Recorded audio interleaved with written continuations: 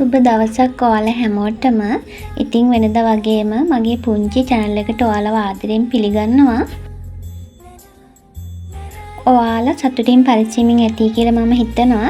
ඒ වගේම ළඟම එන ආදරවන්තයින්ගේ දවස ආදරයෙන් සතුටින් සමරන්න ඔයාලා හැමෝටම වාසනාව ලැබෙන්න කියලා මම හදවතින්ම ප්‍රාර්ථනා කරනවා. ඉතින් මට මේ පාර වැලන්ටයින් එකට shopping කරන්න අවස්ථාවක් හම්බ වුණා.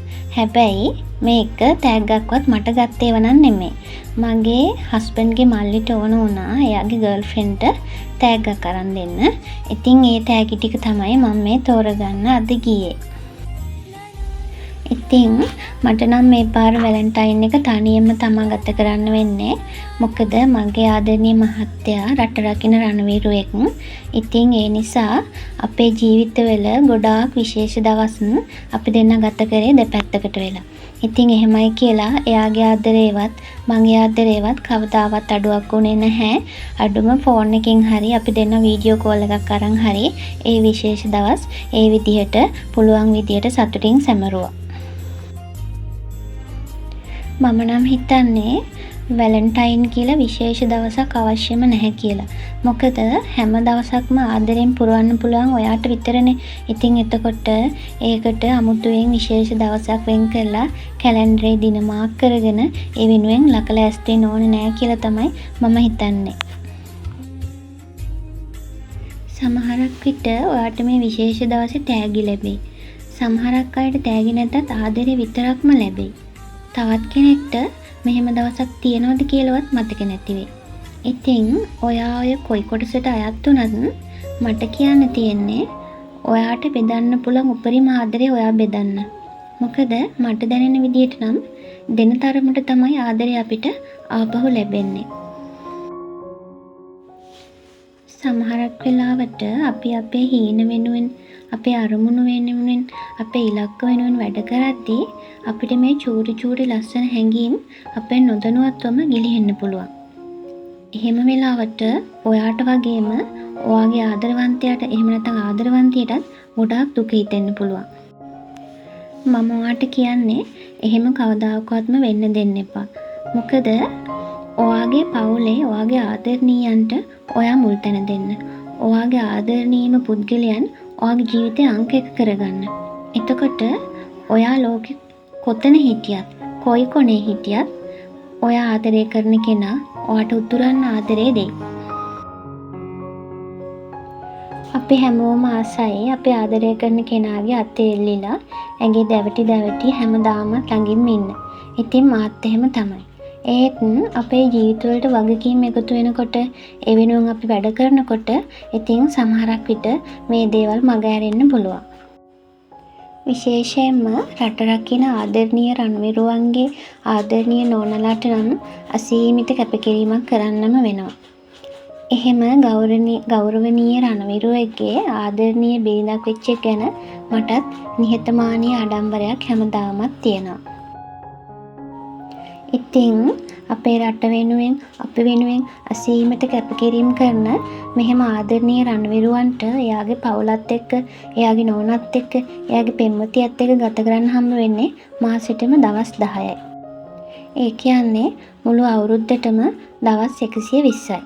ඉතින් ඒ කියන්නේ අපේ මුළු අවුරුද්දෙම හරියටම 3න් එකක් විතරයි මගේ මහත්තයා ඇතුළුව සියලුම රණවිරුවන් එයාගේ පවුලත් එක්ක ගත කරන්නේ. ඉතිරි 3න් 2ම එක්ක එයා එක කෙළවරක මම තවත් කෙළවරක එහෙම තමයි ජීවිතය ගත වෙන්නේ. ඇත්තටම මෙහෙම ජීවත් වෙන්න පුළුවන්ද? මෙහෙම අපිට ජීවිතය ඉස්සරහට ගෙනියන්න පුළුවන්ද කියලා මටත් ලොකු ප්‍රශ්න ගොඩාක් මුල් කාලේ තිබුණා.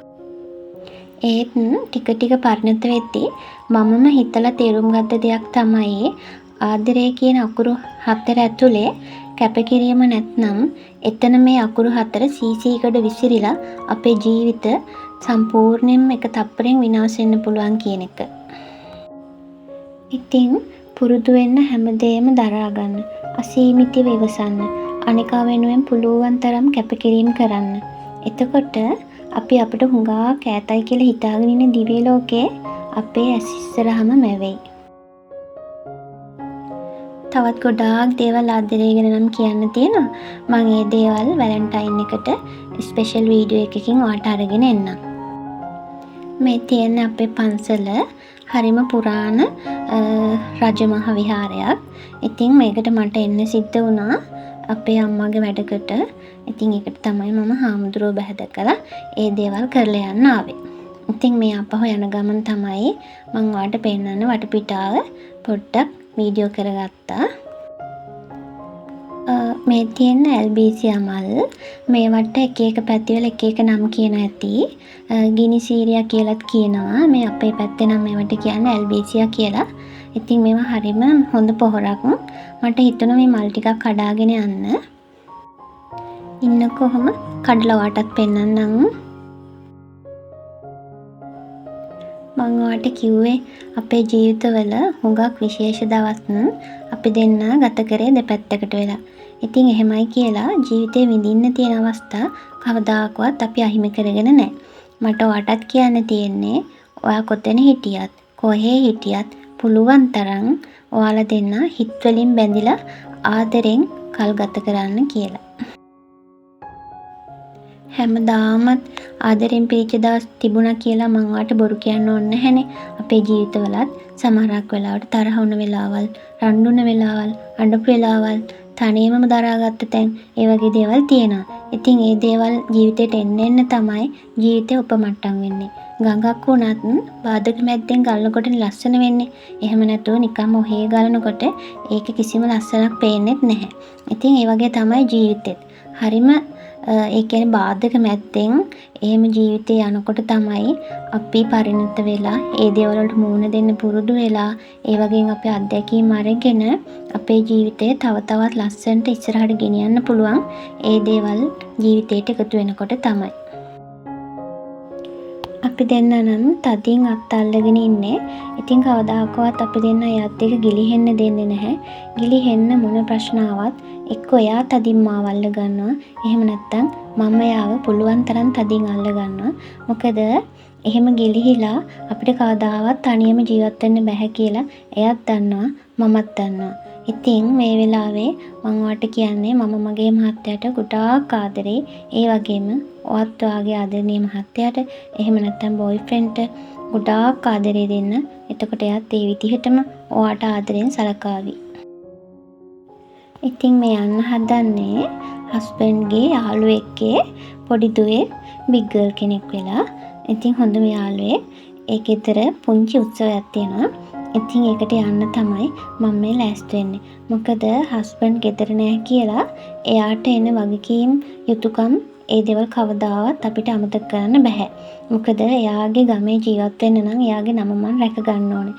ඉතින් ඒ නිසා තමයි එයා නැත්තත් එයා වෙනුවෙන් එයාගේ යාළුවගේ දුවගේ බිග් ගර්ල් පාටි එකට මමයි මගේ චූටි පුතයි මේ යන්න ලෑස්ති වෙන්නේ. ඉතින් මම මගේ දරුවෝ දෙන්නටත් ගොඩාක් ආදරේ. ඒ හැංගීම නම් විස්තර කරන්න බෑ කවදාවත්ම. මොකද මේ ආදරේ උත්තරීතර සංකේතය තමයි ඒ දෙන්න. ඉතින් ඒ දෙන්නව පණ වගේ රැකගන්න එකත් මගේ ජීවිතයේ එක කොටසක් තමයි. ඉතින් මේ වීඩියෝ එක බලන ඔයාට ආයමත් ආදරෙන් මතක් කරන්නේ ජීවිතේ ප්‍රශ්නයි, බාධකයි, බිඳුවටම වැටෙයි. ඒත් කවමදාකවත් අතාරින්න එපා. අල්ලගෙන ඉස්සරහටම යන්න බලන්න. මොකද කවදාක හරි අනිවාර්යෙන්ම ඔයාට උතුරන්නම හරියනවා. මොකද ජීවිතේ රෝසමල් යහනාවක් නෙමෙයි. කාගේවත් ජීවිත රෝසමල් වලින්ම පිරීලා නැහැ. ඒ නිසා ඔයාගේ ජීවිතෙත් බාධක ඇති, කඳුළු ඇති. ඉතින් ඒ නිසා මේ දේවල් මග අරගෙන ඉස්සරහට යන්න දෙන්න අල්ලගත්ත අත් එක තදින්ම අල්ලගෙන ඉන්න. අදින් පස්සේ ඔයාගේ ජීවිතේට එන හැම දවසක්ම ආදරණීය ලස්සන දවසක් වෙන්න කියලා මං හදවතින්ම ප්‍රාර්ථනා කරනවා.